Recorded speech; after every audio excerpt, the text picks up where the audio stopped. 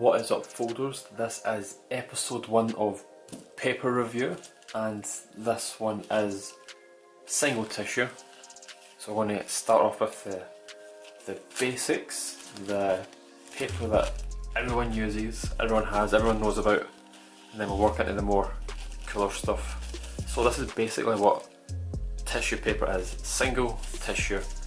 And what single tissue is this tissue paper treated with MC glue. This is just an example, and how everyone makes it, everyone does it differently, everyone gets different results. Some stick more, some come off easy, some are more crisp, etc. But this is your box standard tissue paper that can be used to make single tissue, and we're going to look at some of the benefits, some of the pros and cons of this paper.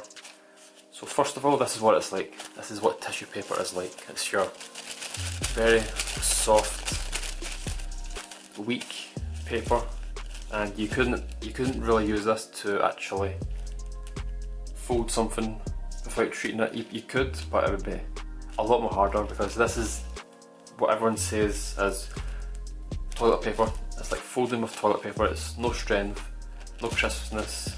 It's very, very weak, and it would be tricky to fold. Now,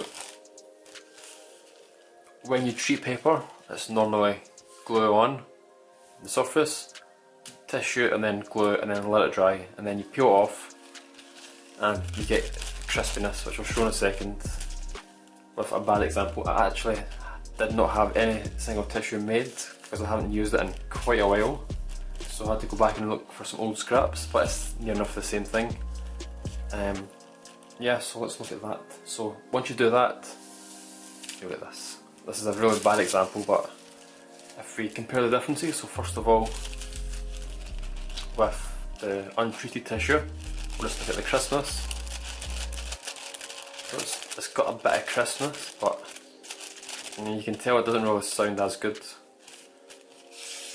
And the folding is very soft paper, so it would be really tricky to actually fold with this and try and make something out of it. It would be near enough impossible, and I wouldn't recommend anyone to do that. If anyone has done it, then great job, but I would definitely not do that. But it's very, very weak paper, so that's why it's important to treat it before you use it. And you get this. So look at the crispness. So it's a lot more crisp, and it makes it a lot more easier to fold with. Also, we have a lot of strength when we rip it compared to this.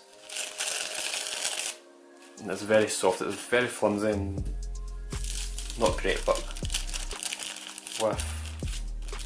when you treat it, it becomes a lot more stiffer, a lot more crisper, a lot more sturdier, and it makes it a lot more easier to fold with, which is why it's important to treat it beforehand. Now, how everyone treats it is completely different. I cannot say my methods because they are top secret, but everyone does it differently, and it's really cool to see people make their own paper. So when you treat it, you obviously get a shiny side depending on the surface that you use to treat paper. It can be glass, windows, plastic, PVA, hardened wood, glossed wood, whatever material doesn't absorb liquid, then you could do it on. I could possibly do it on this because this is a solid wood table. It wouldn't absorb any liquid, so I could do it on that. But you normally get a shiny side, which is a really bad shiny side on this, and then a normal side. So benefits of using this paper is, because it's single tissue, it is super thin. You can basically see my hand through it.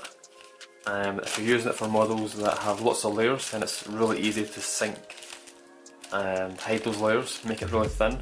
Now, it's mostly suited for, most of the time when I see single tissue and folds, it's mostly for insects, and it's probably the best to use it for that, just because of how thin it is.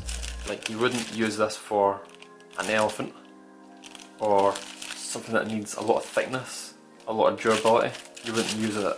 You wouldn't use this for that. Whereas if you use it for an insect, insects tend to have lots of layers in the legs. So if you fold this multiple times in half, and then in half again, and then in half again, and then again,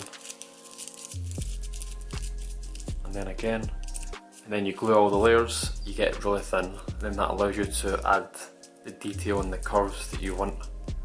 So it's really good, probably the best paper for insects. If you're starting out on complicated ones, single tissue is a really good paper to use. And we're going to look at a few examples. Now these models are from single tissue. Again, you've probably seen this a million times, but Robert Lang's stag beetle allows you to get really thin, add all the details that you want, shape it to however you want to shape it. Again, it keeps the shine on it as well, which is really nice. A lot of people aren't quite sure on the shininess. Should I have shine? Should I not? Personally, I think it's really nice because the shininess is basically on top of the colour. So here's the paper, and then the colour of the paper, and then we have the shine. So the shine is basically like a protective layer, like a varnish built into the paper, which protects it over time. That's how I see it. Whether that's true or not, I don't know, but I believe that, and I've always went with it, and I think it looks really nice, especially when it's shiny, because it gets really nice results. And then one with not any shine, again you've seen it before, Lang Scorpion. And it's really nice, this paper, because when you glue it, it really holds its shape. So for instance, if I grab just this leg and let go, right, it stays in place. So it's really sturdy when you glue all the layers, shape it all, let it dry, and then it holds itself, which is brilliant. And then we have one, so when we have one that is not collapsed and shaped, which is Kota's Scorpion, I'm not sure which version. I collapsed this years ago, just never got to shaping it, but I think it actually will because I love the colour of this paper. So this is basically single tissue, and as you can see we have all these layers, which would end up being really thick, but once we glue all the layers on each side, we can easily shape it to however we want, get the angles that we want, etc., and allow the folder to get as much detail as possible into the actual paper, not the model. So that's a really good benefit. Because it's that thin, you can thin it down completely and get the results that you want. So it's a really nice paper, and again, tissue paper comes in many colours, many sizes. There's so much you can do with it, and it's amazing paper, and it's worth investing and trying to make it yourself. The pros and cons of using single tissue, I'll start off with the pros. It is super thin, it allows you to make complex insects really neatly. It allows you to shrink down all the layers and then add all the detail that you want.